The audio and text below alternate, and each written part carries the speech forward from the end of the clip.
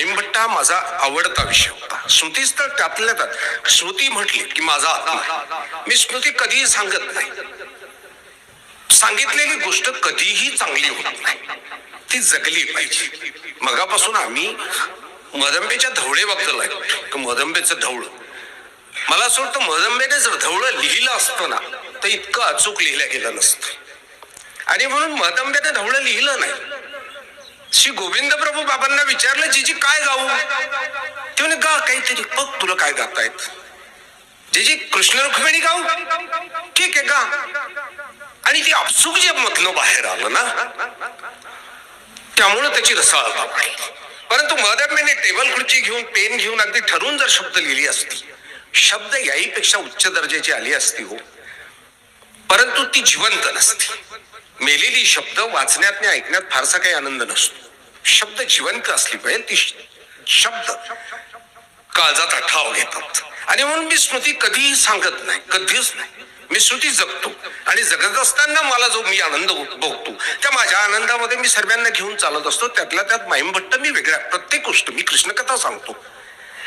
भागवत आमचा असं झालंय, माझे गुरु आहेत त्यांची चिंतनी आहे. मी इथे येऊन प्रवचन करावं असं अजिबातच नाही.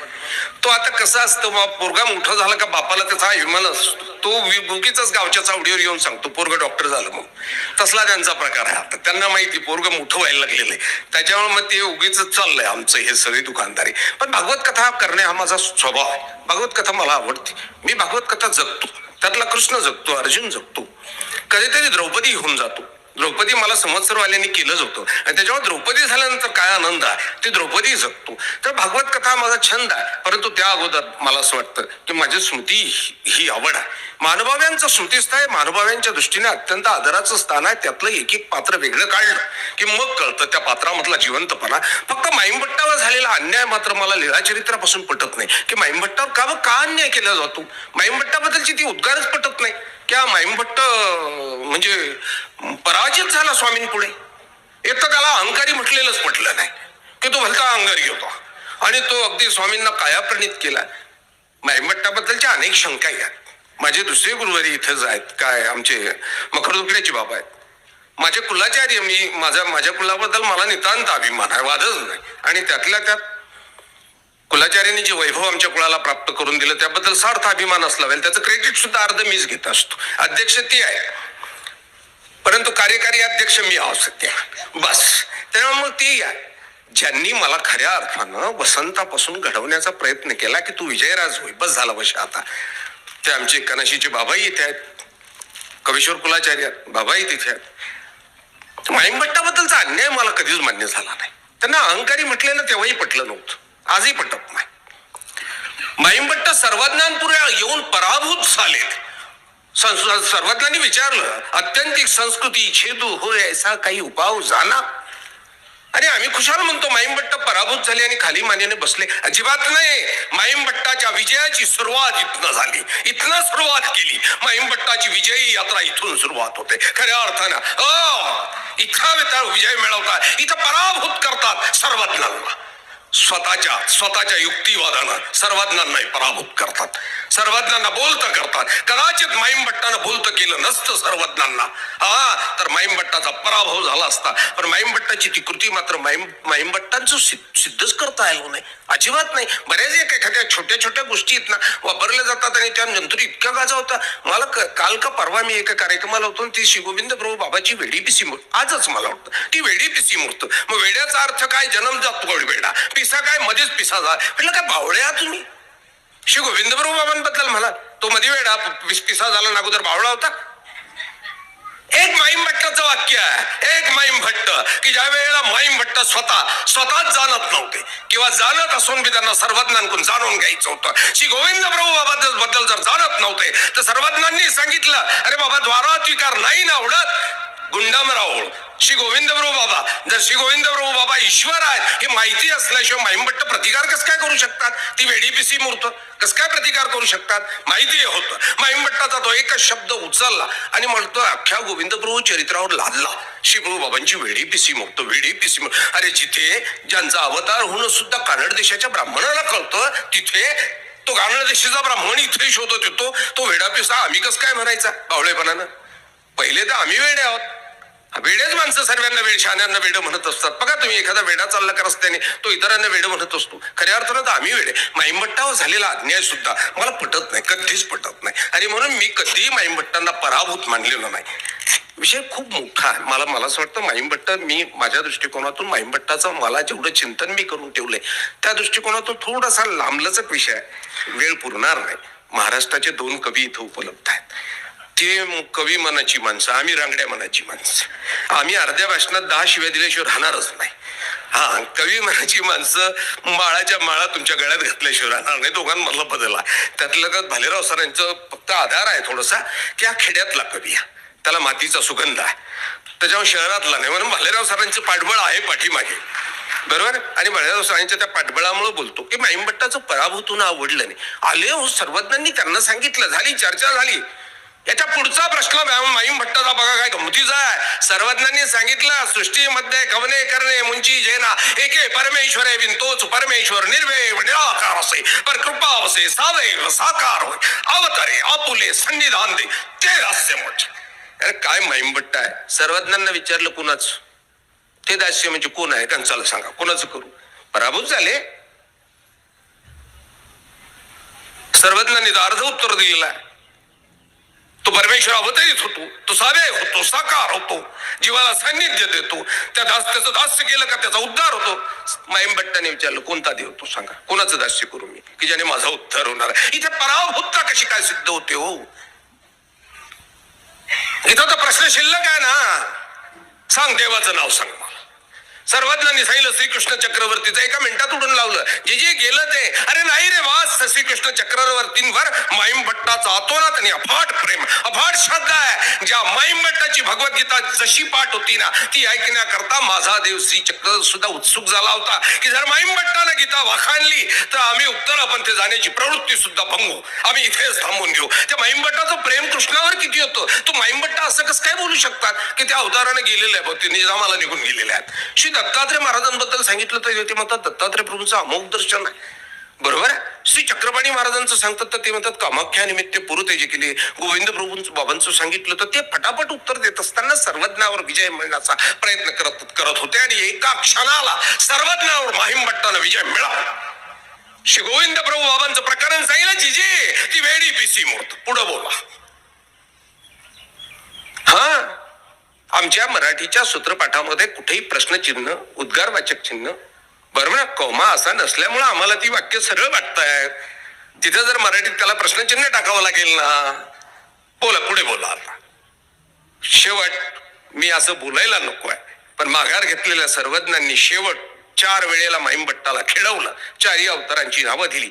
ते पहिल्या वेळेला सुद्धा देता येऊ शकत होतं. इथे मांडीवर हात ठेवून माईमभट्टाला सर्वज्ञ तपासत होते आणि माईमभट्ट सर्वज्ञांकडून वधून घेण्याच्या जिद्दीला लागला होता. हा, पैजेला पेटले, हिरेला पेटलेला होता. सर्वज्ञांनी मांडीवर हात ठेवून सांगितलं, हे श्री चांगदेवराव. चटकन उठून पायावर डोकं ठेवलं. बस, माईमभट्ट इथे जिंकले. जिथे जिथे माईमभट्टाला पराभूत करण्याच्या जागा होत्या त्या सर्व जागा माईमभट्टाने जिंकल्या. सर्वांना जर थांबले. माईमभट्टाबद्दल अजून एक प्रश्न आहे, मी बोलायला नको आगाऊन. माईमभट्टाने गंगातीर कोणतं जिंकलं, हा मोठा मुद्दा आहे. मला नाही वाटत की मराठवाड्यातलं गंगातीर माईमभट्टाने जिंकलं. कारण मराठवाड्यातलं गंगातीर जिंकण्याकरता माईमभट्टाच्या दृष्टीने किरकोळ गोष्ट आहे. माईमभट्टाचा तो एक वेध घेतला पाहिजे की माईमभट्टानं ते गंगातीर जिंकला का. ते गंगातीराला त्या आहेत ही साधूंची आश्रम, तिथं षडशास्त्र संपन्न आहे, तिथं प्रभाकर शास्त्राची अभ्यासक आहे. ती माणसं, त्या माणसांबरोबर चर्चा करणारा माईमभट्ट असू शकतो. या गंगातीराला नाही हो.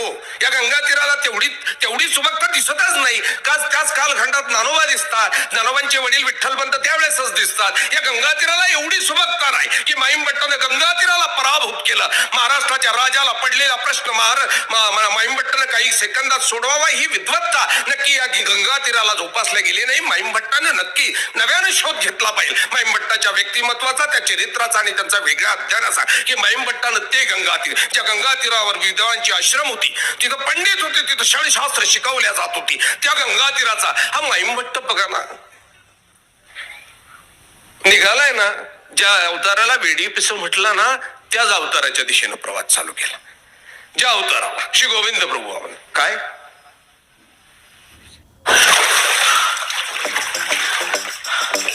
मानो आपको तैरना नहीं आता और किसी ने आपको समंदर में बिना लाइफ जैकेट के फेंक दिया तो डूबने के डर से नाही, ते मी नाव नाही सांगत, पण ते गंगा तीर, या गंगा तीराला हे घडलंय असं मला वाटत नाही. पण मी अज्ञान हो बरं, मोठी लोक आहात तुम्ही, मला माझं फक्त मला माईमभट्टाचं मोठेपण जे दिसतं, त्यांची विद्वत्ता जी दिसते, त्यामुळे मला असं वाटतं की या गंगा तीराला त्यांच्या दृष्टिकोनातून जी माणसं होती ती किरकोळ होती. जर गंगा काय होतं बा, आमच्याच भाषणाच्या वेळेला ही चर्चा होती. हा बरं, त्यांना काय हौस येते काय माहिती. बरं, ते नंतर माझ्याशी बोलत बी नाही, खाली उतरलं. मग त्यांना मी अनेक वेळेला म्हटलं खोलीत चला आपण दोघे बोलू, येत बी नाही.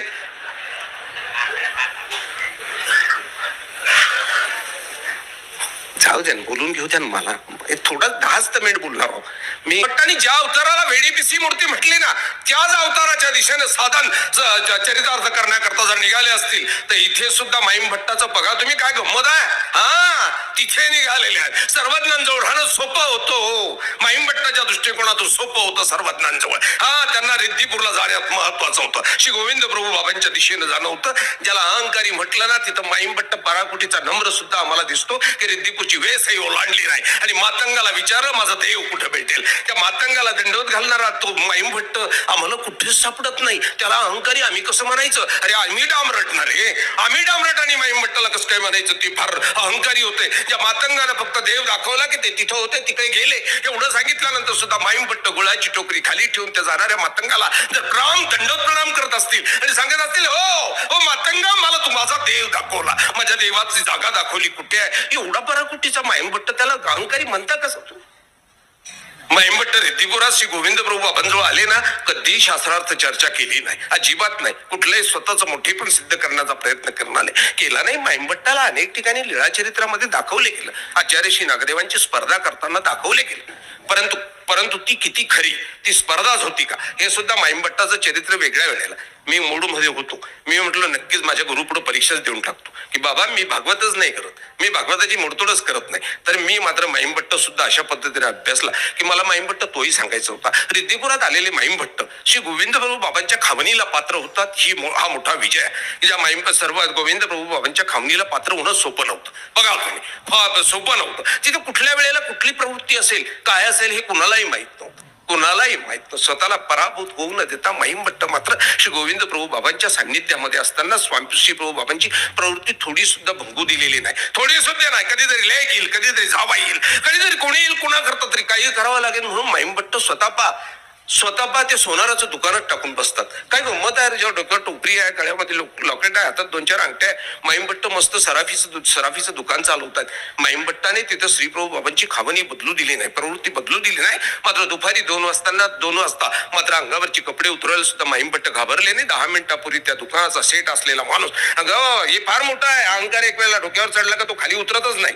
तो माईम भट्ट एका मिनिटात उतरवायचे. हा, ते सोनं नाणं उतरवायचे, परत कमरेला पदर लावायचे, डोक्यावर एक सुडा घेतला का माईम भट्ट रिद्धिपूरच्या गल्लीमध्ये घराघरामध्ये भिक्षा मागत चालायचे. याला सुद्धा धाडस लागतं. हो, श्रीमंती एका मिनिटात उतरवायची आणि एका मिनिटात परत भिक्षेची झोळी हातात घ्यायची, त्याला सुद्धा सामर्थ्य लागतं. आणि मला असं वाटतं स्वतःवर माईम भट्टानं विजय मिळवलेला की मी आहे आणि ते करत असताना त्याचा पराभव करू शकतो, त्या सोन्याचा पराभव करू शकतो, वस्त्रांचा पराभव करू शकतो, दुकानदारीचा पराभव करू शकतो. माझ्या धर्माला कोणी पराभूत करू शकत नाही. माईम भट्ट क्षणात अगदी भिक्षेला निघत असतं. खाली मानेनं हेटाळणी केली नसेल असं नाही, आज सुद्धा करतात. हा, आम्हीच करतो उपदेशी मंडळी.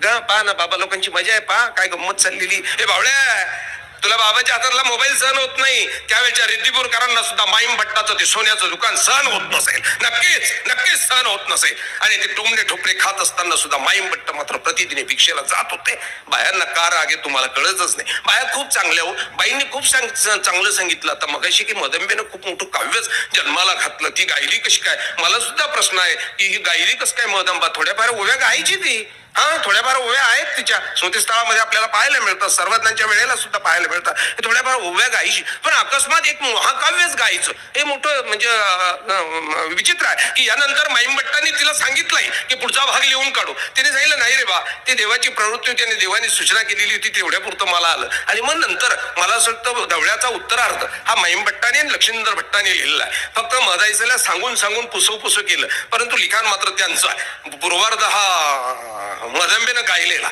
मदंबे गायली, लिहिलं गेलं नाही मदंबेच्याने.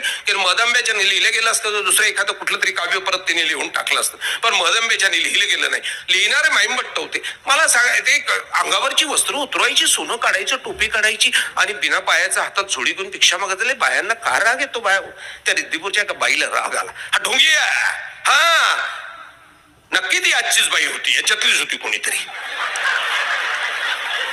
त्याला ढोंगी आहे, हा खुशाल दुकान चालवतो, पैसे कमवतो, मस्त गड्ड्या साठवतो, अमाव दर्शन घेतो. हा थांब जरा, तुझं पाहतो जाता मी. हसू नका, तुम्ही नका ना हसू रे जाऊ, तुम्ही कशाला हसतोय? तुझी हौसच करते म्हणे. आता थांब, कुरड्यांचे दिवस झालेले होते. तो कुरड्यानं पिळलेला तो चोथा, तो गव्हाची ती कुंडा साठून ठेवला, 2-3 दिवस साठवला. येऊ दे, तुझी गंमतच पाहते. माईमभट्टाने मात्र गेले, भिक्षा मागितली आणि त्या बाईनं रागाने आणून त्याच्या झोळीत टाकली. काही नाही हो, तुम्ही ज्या पद्धतीने माईमभट्टाचं व्यक्तिमत्व चितारलेलं आहे ना, आपल्या लोकांच्या डोक्यांमध्ये बसून टाकलेलं आहे ना, काहीच नाही झालं माईमभट्टाच्या चेहऱ्यावर, काहीच नाही झालं. स्वतःस्थळ बघा, काहीच नाही, काहीच फरक पडला नाही. ती जोळी घेतली, गावाच्या बाहेर गेली, अगदीच ठेवली.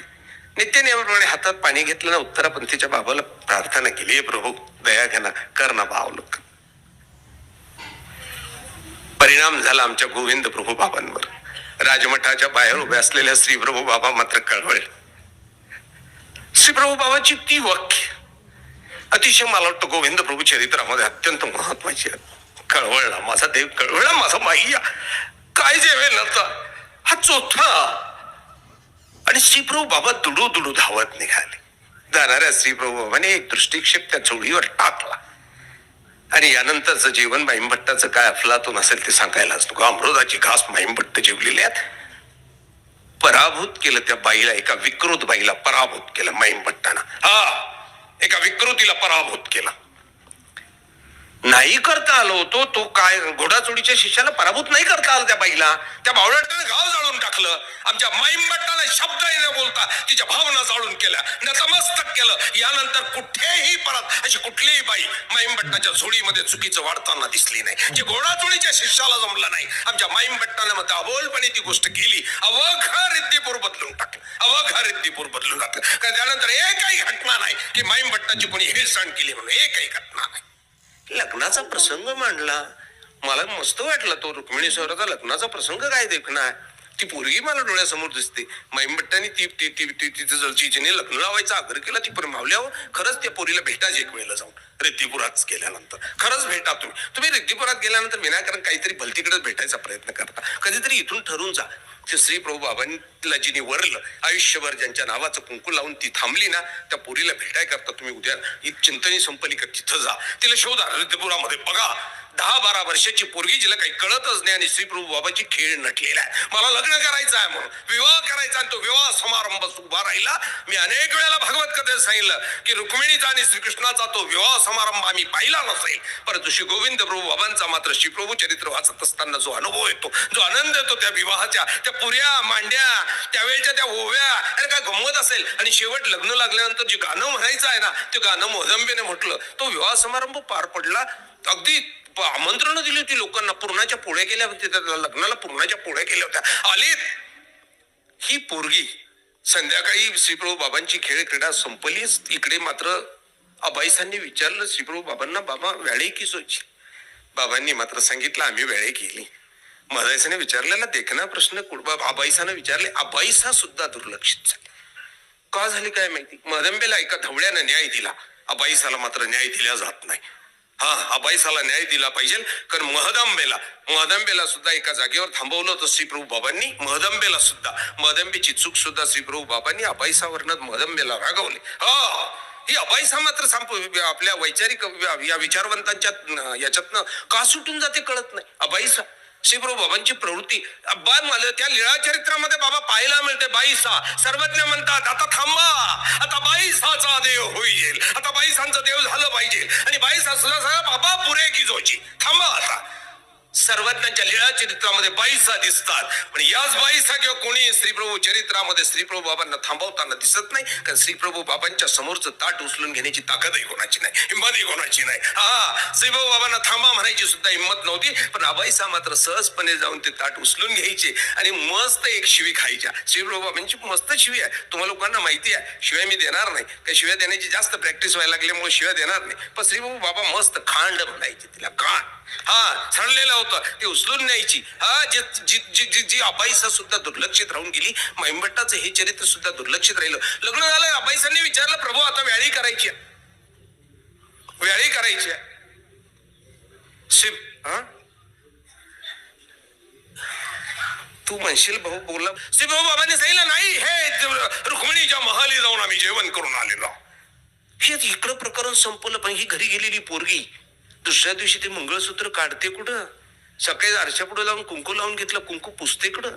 आईनं झालंय बावळे, झाला खेळ कालचा संपला, वेड्यासारखा ना करू, काल काढ खाली. तिने झालं नाही, लग्न लागलं माझं, आता हे काढणार नाही, मी समर्पित झाले, स्वीकारलंय मी ते सर्व. आता माझं कन्यादान तुम्ही करून टाकले, संपलं आता. दुसऱ्या दिवशी बापानं सांगितलं, आईनं सांगितलं का वेडे, अवघ आयुष्य काढायचं आहे तुला, अवघ आयुष्य काढायचं. सोपा नाही. तिने झालं काही हरकत, मी करणार नाही. 10-12 वर्षाच्या पोरीने मात्र नाटकी लावलेलं कुंकू देवाच्या नावचं पुसायला सुद्धा बघा केवढी जिद्दीला पिटली. तिने पुसलं नाही. अवघ आयुष्य, अवघ आयुष्य, खेळता खेळता देवाला समर्पण करणारी पोरगी ते अवघ आयुष्य मंगळसूत्र गळ्यातच घालून राहिली. इथे माईंभट्ट मोठे गमतीचे दिसतात बघा. हा, मला ती घटना फक्त माईंभट्टांकडे आणायची की माईंभट्ट बघा कसे गमतीचे दिसतात. अहो गेले ना 2, 4, 6 वर्ष निघून गेले. श्री प्रभू बाबांचा निजधामाला जाणं झालं आणि मग मात्र त्या पूर्वीच्या वडिलांचं केशव नायकांची मुलगी, हा केशव नायक आता माईंभट्टांकडे यांच्याकडे आले की माझ्या पोरीच्या उदरनिर्वाहाचं सांगा. आता तिला आयुष्य काढायचं. तिने श्रीप्रभू काही संबंध नव्हता याच्याशी, काही संबंध नाही. मोठा वाद झाला, वाद प्रवार झाला. माईंभट्टाने खोडून काढलं, पराभूत केलं सर्वांना. परत गेले, हात झटकत गेलेले आहेत, काही दिलं नाही. परंतु माईंभट्टातला माणूस मग दिसला. पराभूत झाल्यानंतर सुद्धा माईंभट्ट परत गेले. ईश्वरनं इकडे सांगितलं नाही हो, न्याय म्हणून ती गोष्ट सत्य आहे, पण त्याच्या समर्पणापुढे आम्ही नतमस्तक आहोत. न्याय म्हणून ती गोष्ट खरी आहे, तिच्या समर्पणापुढे आम्ही नतमस्तक आहोत.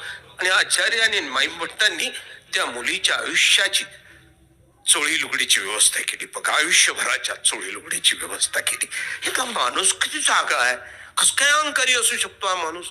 त्याने जिंकलाय, अवघा गाव जमा झालं, सर्व रिद्देपूर हात झटकून गेला, काही संबंध नाही म्हणून, काहीच नाही, तो खेळ होता म्हणून. आणि तरी मडसातला तो माणूस, माईंभट्टातला माणूस पाहिल्यानंतर वाटतं, हे अरे माईंभट्ट केवढा होता, किती पराकुटीचा नम्र होता, कुठल्या शब्दांनी त्याच्याकडे जायला पाहिजे. याच माईंभट्टाचा एक व्यवहार पाहायला मिळतो. व्यवहार कसा करावा.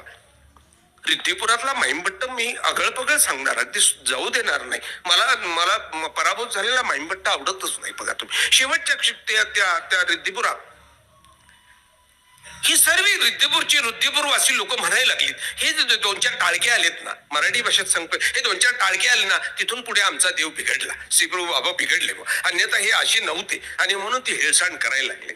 एक दिवस मात्र आचार्य श्री नागदेवांनी आणि माईंभट्टाने तो बरोबर खेळ केला. शेजारच्या जाऊन सांगितलं, श्रीप्रभू बाबांना पालखीत बसवलं, नेलं. श्रीप्रभू बाबा अवतारच वेगळा आहे, त्या अवताराबद्दल एक वेगळं चिंतन 8 दिवसाचं करणं गरजेचं आहे. त्या अवताराची प्रत्येक लीळा मला असं वाटतं हेतुस्थळाशी जोडून जर तिला बाहेर काढली तर प्रत्येक लीळेचा हेतू वेगवेगळा पाहायला मिळेल. आम्हीच नावाचा ग्रंथ करताना, लीळा चरित्राचा आम्ही नावाचा ग्रंथ करताना त्यातले हेतू त्यामध्ये टाकत असताना झालेली तारांबळ. श्री गोविंद प्रभू चरित्राचा सुद्धा अर्ध ग्रंथ माझे कैवल्यवासी गुरुजी बाबाजी अमरावतीचे बाबा मला म्हणायचे की एक वेळेला याचा हेतू लिही. मला बाबांनी काही पोथ्या दिल्या, पुस्तकही दिली होती की पग याच्यामध्ये, जे मदत यांनी केली होती, नाही तर बाबा तसं करत नाही, परंतु दिल्या होत्या. काही लीळा पाहिल्या मी, त्यातले हेतू वगैरे पाहिल्यानंतर पुढे कळालं की हे नाईंबासांचंच आहे, ते हेतुस्थळ नाईंबासांचंच आहे. मी म्हणलं हे फार डोक्याच्या वरून जाणारी गंमत आहे, इतक्या लवकर नको. तशी गोविंद प्रभू बाबा विषय वेगळा, परंतु ती गावातली लोक त्रास देतात म्हणून हे नेलं. थांबले श्रीप्रभू, थांबावलं. 4 बाजूनी पहारी करीच राहिली, निघून जाऊ नये म्हणून. गेले 8 दिवस गेले, 10 दिवस गेले. इकडे मात्र सर्व आता आजार यायला लागले. इथं आला ना करोना रिद्धिपुराला, सुरू झाली पटकी. सर्वे घाबरले आले. मला त्यांनी मोकळ्या सांगायचे नाही, पण ही सर्व रिद्धिपुरातली लोक आता आली आणि आता माईम भट्टाचा रोल आला. आता हे सर्व बोलायला लागले. माईम भट्टाने सांगितलं नाही, आम्हाला नाही यायचं. हा, त्या जागेवर तुम्ही आम्ही राहिलो असत काय केलं असतं. रिद्धिपूरचे लोक पालखी घेऊन आले, बँड घेऊन आले, वाजे घेऊन आले. चला आता बस झालं काम. मात्र माईम भट्ट मात्र इथेही बघा त्या माईम भट्टांचा व्यवहार किती शुद्ध होता आणि जिंकणं किती सोपं होतं. माईम भट्टांचे नाही यायचं, चल जात, आम्हाला नाही यायचं. तिथं आमचं घर नाही, दार नाही, तुम्ही लोकांनी आम्हाला त्रास दिला. त्यांनी जो मठ देऊन टाकतो तुम्हाला तिथे राहा. माईम भट्टा झाला नाही, मानव पंथातला सर्वात विद्वान माणूस.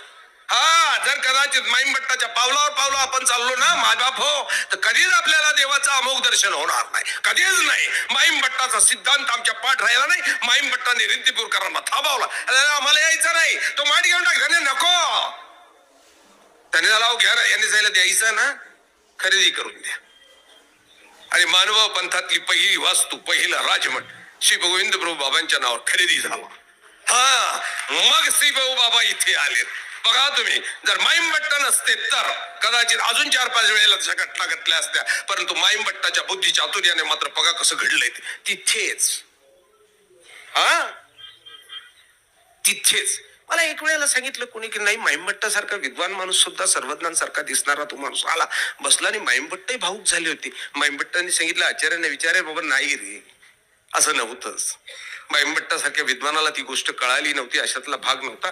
माईम भट्ट आचार्य श्री नागदेवांपुढे अतिशय नतमस्तक होते. हा, तुझे न मुखे अशास्त्र न निघे किंगा, हे वाक्य माईम भट्टाच्या शेवटच्या क्षणापर्यंत पाठ होतं. आणि जे वाक्य आचार्य बोलतील ते खरं आहे. आणि म्हणून माईम भट्टाने तो चेंडू सरळ आचार्यांकडे देऊन टाकला की आचार्य जे बोलतील ते खरं आहे, मी बोलेल ते खरं नाही. आचार्य जे बोलतील ते देवाचं बोलतील. आणि म्हणून माईम भट्टाने ते माघार घेतले. तो पराभव नाही, माईम भट्टाचा पराभव नाही. माईम भट्ट कुठेही पराभूत झालेला नाही, कुठेच नाही.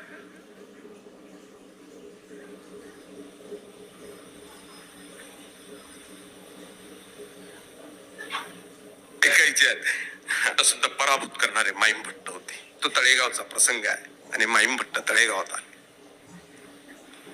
कळालं आता मी थांबणार आहोत. उमाई सोबत होते. सांगितलं, उमे मला परमेश्वरपुराला जायचं. अंथरुणात झोपलेले माईम भट्ट होते. क्षणभर उमाई साई गप्प बसली. विचार केला, नेणार 4-5 किलोमीटर न्यायचं आहे, पाऊलभर सुद्धा चालता येत नाही, उभंही राहता येत नाही, नेईन कसं. क्षणभर विचार केला. चटकन लक्षात आलं का कमरेला एक सोन्याची पिळ्याची अंगठी आहे. तिला चटकन लक्षात आलं. माईम भट्टाकडे पाहिलं ना, माया नेईन तुला, नक्की नेईन मी परमेश्वरपुराला, नक्की नेईन. पळत तो सोनाराकडे गेली. सोनार असेल, हे दादा मोड रे बा, लवकर मला पैसे, माझ्या माईला परमेश्वरपुराला न्यायचं आहे. पैसे घेतले सुवर्णकाराकडनं, ती मोलाची. आता तो मेना केला. माईम भट्टाला त्यात बसवलं आणि मेना रिद्धिपुराच्या दिशेने. असं आहे ते, मला माहिती होतं आता पुढे काय होणार. रिद्धिपूरच्या दिशेनं निघाला, राजमठाच्या बाहेर थांबला. आचार्यशी नागदेवांना कळालं होतं की आता माईम भट्ट येत आहेत म्हणून. अवघा परिवार बाहेर आला. हळूच आता मेन्यातनं, त्या पालखीतनं माईम भट्टांना काढलं. मध्ये अगदी त्या आवारामध्ये नेऊन अंथरून टाकलं आणि माईम भट्टांना त्यावर आता झोपवलेले, डोळे लावलेले माईम भट्टाने. डोळे लावलेले माईम भट्ट विचार करतायत. अवघा परिवार माईम भट्टांकडे पाहतोय. बाबा यायलाच नको ते 5 मिनिटं. मला त्याने तो मला तुमच्याशी वेगळंच बोलायचं होतं की माईम भट्टानं डोळे लावून जो विचार केला होता ना, तो मला सांगायचा होता. परंतु बाबांचं येणं मला कळालं की तुझी वेळ संपली, आता चुप. हा, ते वेगळं कोणी, त्यांना माहिती याला चुप करणं म्हणजे भांडण करून घेत आणि आम्हाला माहिती ते आले की आपण थांबायचं आहे म्हणून. नाही, बसा तुम्ही, बसा. नाही मला तेवढंही माझं कौतुक करायला माझी आई जर समोर बसली असेल, मला तर जगातलं सर्वात मोठा पुरस्कार तो आहे की माझ्या भाषणाला त्यांनी येऊन बसावं. जगात किती पुरस्कार मिळाले, किती पालख्या निघाल्या, माझ्या आईनं माझ्या समोर येऊन बसावं, यापेक्षा जगात कुठलंही मोठेपण नाही, अजिबातच नाही. मला अनेकांनी सांगितलं होतं, अनेक मला म्हणजे भडकवत होते किंवा मला वर झाडावर चढून पाडत होते. गर्दी खूप असते चिरडे भाऊ तुमच्या कार्यक्रमाला, काही म्हणा. पण बाबा भागवत नाही करत चांगली. बाबांचं प्रवचन फार चांगलं राहतं. माझ्या बाबांनी माझ्यावर कधीच बोलले नाही, कधीच नाही, एक शब्दही बोलत नव्हते. मी म्हटलं हे जोपर्यंत बोलत नाही ना चिरडे तोपर्यंत तू मोठा होणार आहे, आणि ही सर्व मिळून तुझ्या पाठीमागे लागलेले आहेत पाडायचे, तू पडायचं नाही. बाप बाप आहे, लक्षात ठेवायचं कधी, बाप बाप आहे. हा, मी बापापेक्षा मोठा होण्याचा प्रयत्न करणार, तो बाप बाप आहे. त्याने जे दिलंय मला असं वाटतं ते कदाचित मुक्त हाताने कोणालाच दिलं नाही. जे बोललेच नाही, जे बोलले नाही म्हणून जास्त मिळालं, ते जर बोलले असते तर ठरलेलंच मिळालं. माघारी आमच्या जवळ बोलतात तुमच्याविषयी. बोलले असतील. मला तर पहिला वेळ आहे की ते समोर बसल्यानंतर मी बोलण्याचं धाडस करतो. मला बोलायचं होतं, माईमभट्ट डोळे लावून जेव्हा बस पडलेली होती ते बोलायचं होतं. बोलेन परत कधीतरी बोलेन, पण डोळे लावून मात्र माईमभट्ट चिंतन करत होते, विचार करत होते. जीवनाचा हा क्षण माईमभट्टांना विजय मिळवून घ्यायचा होता. सुरुवातीपासून शेवटपर्यंत सर्वज्ञांना मी हे म्हणायला भाग पाडणारे माईमभट्ट आहेत. हो, सर्वज्ञ पहिल्यांदा मी म्हणतात, मांडीवर हात ठेवून मी म्हणतात, हे श्री चांगदेवराव, हे सांगणार पहिलं सर्वज्ञांना माईमभट्टाने केलं. आणि इथे सुद्धा माईमभट्टांना पराभव करून घ्यायचा नव्हता, विजय मिळवून घ्यायचा. कितीतरी वेळ डोळे लावले, हळूच आचार्य श्री नागदेवांचा हात हातात घेतला, कुरवाळला. खोलवर का होईना पण शब्द बाहेर निघाला, भट्टो तुमचा पाय माझ्या कपाळावर ठेवा, हो तुमचा पाय माझ्या कपाळावर ठेवा. क्षणभर आचार्यांनाही बाजूला झाले, आचार्य बाजूला झाले. आचार्य विचार करायला लागले, कसं बोलताय तसं. एका क्षणानं आचार्य श्री नागदेवांनी त्याच्या कपाळावर हात ठेवला आणि सांगितलं, भट्टो श्री चरण तो गोसावी यांचा, सर्वज्ञांचा श्रीचरण तुमच्या भाळप्रतिशी असला पाहिजे. मी मात्र हात ठेवतो.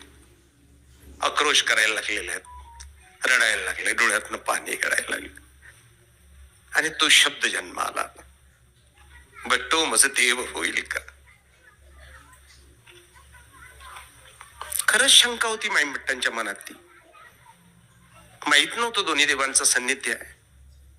श्री गोविंद प्रभू बाबांची विशेष प्रसन्नता आहे, सर्वज्ञांची त्याही पेक्षा विशेष प्रसन्नता आहे. माहित नव्हतं. मला देव होईल का प्रश्न माईमभट्टाच्या मुखातनं कसं काय यावा. माईमभट्टाने जर शंका उपस्थित करायची असेल तर तुमचा आमचा काय प्रश्न आहे. आमचा काय, माईमभट्टासारख्या दोन्ही अवताराच्या प्रसन्नतेचा माणूस, सेवादास्याचा माणूस, षडशास्त्र संपन्न माणूस, ज्याची त्यागाची पद्धत बघा कशी आहे. हा, झोळीवर विजय मिळवलेला माणूस आहे. हे मोकळच गंमत आहे, झोळीवर विजय मिळवलेला निघालेला, पराभूत मागून मागे ठरवला नाही. अरे दीक्षा घ्यायला व्यवस्था करून निघाला नाही, पराभूत केलं संसाराला. दीक्षा घेतली नाही, विचार केलाय, लोटा हातात घेऊन मी घरी जाईल, 2-4 महिन्याने वाटणी करायला निघेल. 4 पावल्यानंतर विचार केला, का बरं 2 महिन्यांनी काय होईल, अजून पुढे गेला, का बरं 8 दिवसांनी काय होईल. आणि दुसऱ्या पावलाला विचार केला, मागून येऊन साप चावला तर जाईल का. हातातला लोटा फेकला, निघाले. कमरेचं धोतर फाडून ज्या झोळीमध्ये भिक्षा मागितली ना, त्या धोतराचा वास त्याला लागला. पहिला घास फडा फडा बाहेर गेला. क्षणभर थांबले, माझ्याकडे होईल का.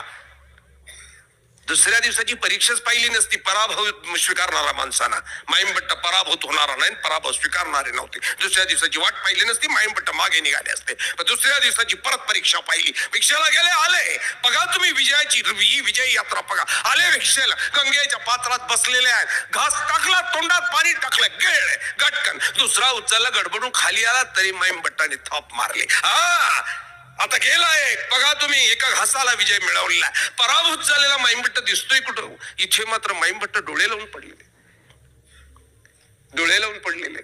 आणि मग माईमभट्ट विचार कसं काय करू शकतो. तसं शेवटचा विजय प्राप्त करून घ्यायचा होता, आचार्य श्री नागदेवांच्या मुखातून वधून घ्यायचं होतं. कारण आचार्यांना ते वरदान होतं, तुझे न मुख्य शास्त्र आचार्यांच्या मुखातून वधून घ्यायचं होतं. आणि मग जेव्हा आचार्यांनी सांगितलं, अरे तुम्हाला देव कसा होणार नाही हो, तुम्हाला झाला नाही तर कोणालाच होणार नाही, कोणाला नाही मलाही होणार नाही. एका क्षणात यात्रा संपली. बघा, एका क्षणात माईमभट्टाची यात्रा संपली. माईमभट्ट अफलातून अलौकिक पात्र आहे. माईमभट्टावर वेगळं मला असं वाटतं, मला ज्या दिवशी सांगितलं आमचे रिद्धेपूरचे बाबाजी परमपूज्य पट्टाधीश मनसुख गोपीराज बाबाजींनी सांगितलं होतं, तुम्हाला माईमभट्टावर बोलायचंय. आमचे चिंतनेचे प्रमुख त्यांनी मला सांगितलं होतं, पुढे गेले काय आहेत ना. हा, मला फोन आला होता की तुला माईमट्टावर बोलायचं आहे. मला आता मगापासून असं चिमटे घेत होते ते, म्हणजे संभाजीनगरवरनं तुला ऐकायला आली. म्हटलं संभाजीनगरला मी ऐकवण्याकरता येतो. 16 मार्च पासून 22 मार्च पर्यंत मी संभाजीनगरला तेव्हा बोलेल. आता मात्र मी माझी चिंतनी आहे. मी चिंतनेत फक्त तुम्हा लोकांना दंडवत करायला आलोय. या चिंतनेनं मला सर्व वैभव दिलंय. माहूरला पहिली चिंतनी झाली बाबा, आणि तिथं स्मृतीस्थळावर बोललो, जिथे आम्ही मांडे आणि तूप बुडून खाल्लं. तिथनं पुढं मला हे झालं. एकही वर्ष असं नाही की मी चिंतनेत नाही. करोना कालखंडात सुद्धा चिंतनेत होतो. हे माझ्या माऊलीचं देणं आहे. मला काहीच दिलं नाही असं वाटतं. लोक म्हणतात स्तुती करत नाही असं म्हणतात, परंतु मात्र चिंतनेचा स्टेज कधीही रिकाम होऊ दिलं नाही. ज्याला चिंतनेच्या स्टेजचा स्पर्श झाला त्याच्या जीवनाचं सोनं झाल्याशिवाय राहत नाही. चिंतनेचं स्टेज नाही, हा परिस्पर्श.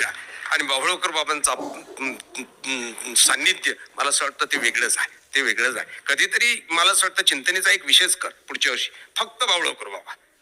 मी वरसडी पासून दाना चाललेला बाबा, डोक्यावर पेटी, 2-4 भाकरी खापा खाणार मी मांडू शकतो. आम्ही पाहिला आमचा गुरु कसा आमच्या करता राहिलाय म्हणून. आम्हाला उठवताना सुद्धा विजयराज उठ नाही म्हटलं हो. सकाळी येऊन बसलेले बाबा आमचे पाय दाबायचे. हा, त्या पाय दाबाच्या भीतीने आम्ही उठायचो, सकाळीच उठायचो आम्ही. तेही बाबा पाहिले. चपात्याचे गोळे करून चपात्या कशा लाटावे शिकवणारे बाबाही पाहिले.